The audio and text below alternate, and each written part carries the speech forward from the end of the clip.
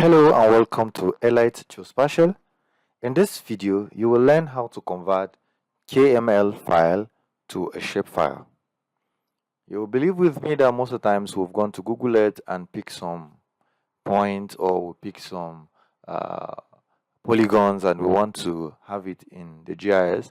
So we need to convert in order to be able to use the GIS format. That's what this video is all about. So I have a KML that I want to convert. So to do that, you just go to your catalog and then you go to Toolbox, go to System Toolbox, go to Conversion Tool, and then from KML.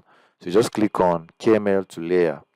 So from the KML, you click on this to import your KML. Then let me go to the folder that contains my KML. So I have my KML here.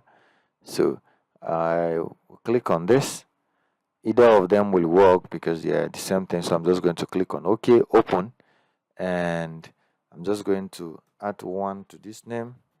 And all right, so and then I'll click on OK.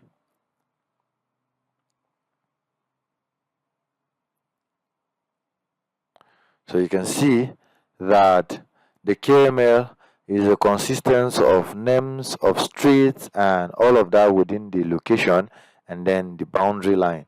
So I have this converted. You can right click on this point, on this. So there's a way I'm coming. So you can split them one by one, or you can leave them like this. So you see, once I uncheck the point, all the points will go. So it's already splitted. So no need for, I was thinking I wanted to separate them. So if I bring this, it brings out the points. And then this is the whole thing. Now this is in a GIS format, in a better format to represent this. And you can now be able to use it. So that's it. And I'll see you in the next video. But don't forget to like, share, comment, and always support us. Bye-bye.